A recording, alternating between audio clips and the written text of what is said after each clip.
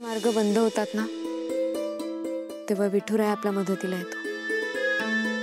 चला माझ्यासोबत. सावली चला.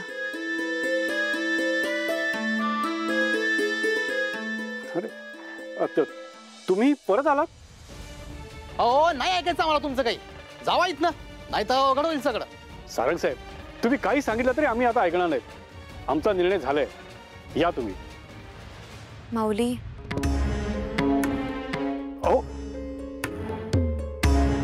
रामकृष्ण हरी. रामकृष्ण हरी माऊली, रामकृष्ण हरी. वृक्षवल्ली आम्हा सोयरे वनचरे, पक्षी ही सुस्वरे आळविती. संत तुकाराम महाराजांनी आपल्याला एवढा मोठा वारसा दिलाय. मी सुद्धा विठुरायाची एक भक्त आहे, अगदी तुम्हा सगळ्यांसारखीच. आणि विठुरायाची लीला अगाध आहे. सगळ्यात आधी थोडक्यात माझी ओळख सांगायची झाली तर मी सारंग सरांची बायको आहे. आणि माझ्यापेक्षा जास्त चांगलं यांना अजून कोण ओळखणार. आणि ह्याच विश्वासावर मी विठुरायाची शपथ घेऊन सांगते की आम्ही तुमची कोणत्याही प्रकारची फसवणूक करणार नाही, तुमचा विश्वास कधीच तोडणार नाही, तुमच्या भावनांचा सन्मान करू. जसं तुम्ही म्हणालात, तुमच्यासाठी हे जंगल म्हणजे तुमचं मायबाप आहे. आम्ही सुद्धा तुमच्यासाठी श्रद्धा ठेवू. आणि तुमच्या देवराईतच काय, जंगलात सुद्धा तुमच्या परवानगीशिवाय आम्ही पाऊल सुद्धा टाकणार नाही. माऊली, तुम्ही म्हणताय ते सगळं मान्य आहे मला, पण आमची याला परवानगी नाही. हे बघा, मी तुमच्या निर्णयाचा आदर करते, पण एकदा विचार करून बघा ना. नाही म्हणजे आमची कोणती जबरदस्ती नाहीये, पण उद्या जाऊन असं नको व्हायला की एवढी चांगली संधी चालून आली होती आणि तुम्हा सगळ्यांच्या हट्टापायी ती निघून गेली. म्हणजे माऊली, तुम्हाला काय म्हणायचं आहे काय? आमची कंपनी तुमचं गाव दत्तक घेईल.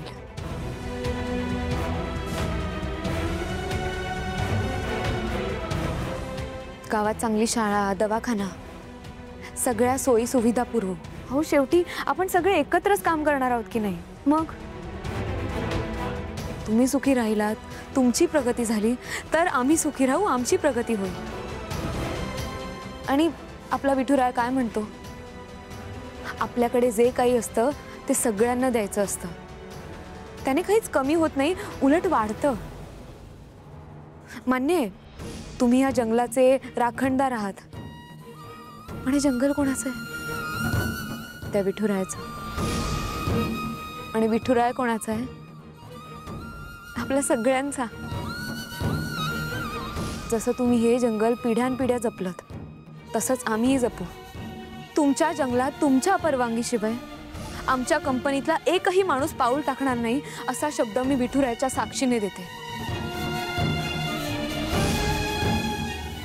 सरपंच साहेब, पोरीच्या वागण्यात खरेपणा दिसतोय बघा. मुलीचं मन पण अगदी स्वच्छ आहे, गावासाठी तळमळ आहे बघा. मग अशी जर माणसं जर का आपल्या गावाचं भलं करणार असतील ना, मग त्यांना आपण मदत करायला हवी ना. मला पण वाटतं एक संधी देऊन बघू. याआधी वाईट अनुभव आल्याने त्यांच्यावर अन्याय नको व्हायला. ठीक आहे, मान्य आहे आम्हाला, पण आमची एक अट आहे. तुम्ही जर तुमचा शब्द मोडलात तर हे गाव आणि हे जंगल तुम्हाला कायमचं बंद होईल. तुम्हाला गावात पाय सुद्धा ठेवता येणार नाही. शब्द आहे आमचा. सांगा काय काय लागणार तुम्हाला?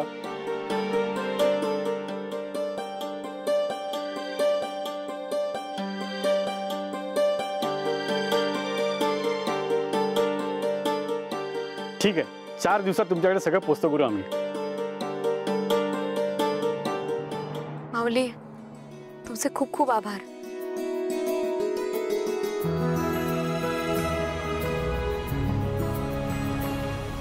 मी काय म्हणाले होते, विठुराया कायम आपल्या पाठीशी उभा असतो. अगं सावली, माझी बायको, कोण आहेस तू? तू बोललीस आणि करून पण दाखवलंस. नाही, मी काही नाही केलंय, सगळं त्या विठुरायाने केलंय. विठुराया नाही, तू माझ्या पाठीशी उभी आहेस. थांब 1 मिनिट. माऊली, माऊली, काय करताय? चला. चल.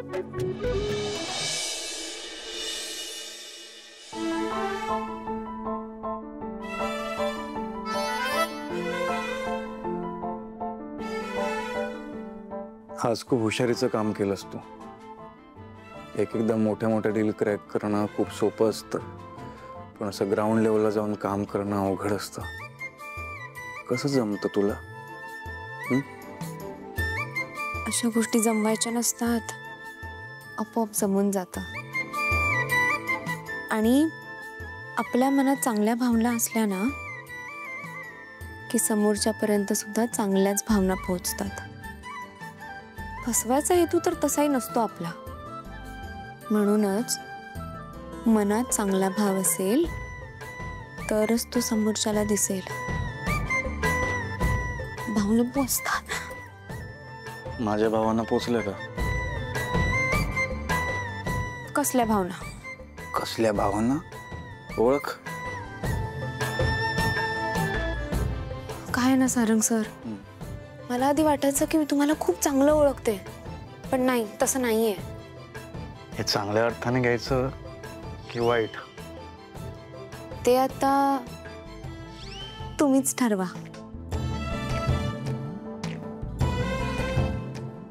मला भूक लागली.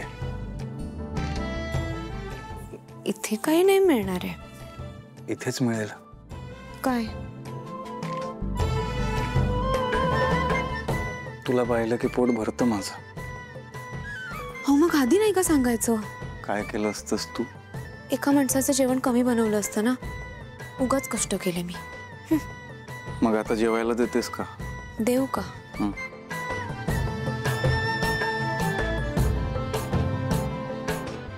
हे घ्या.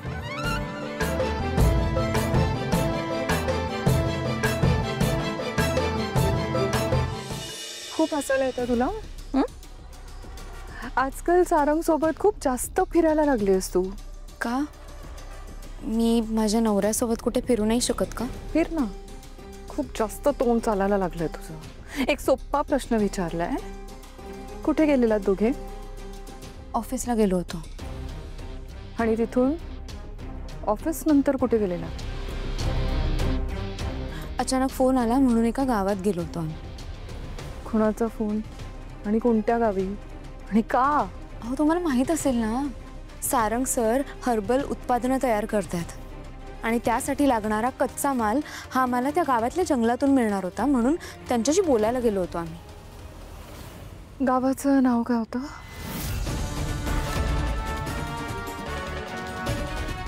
बाभुळवाडी. ओके. अजून काही विचारायचंय? नाही मॅम, या तुम्ही. हो.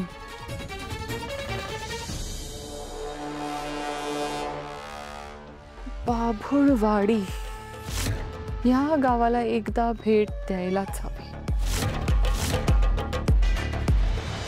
नंतर एक पोरगी आली, एकदम धीट. आणि ती व्यक्ती म्हणजे अहिल्या वेसकर.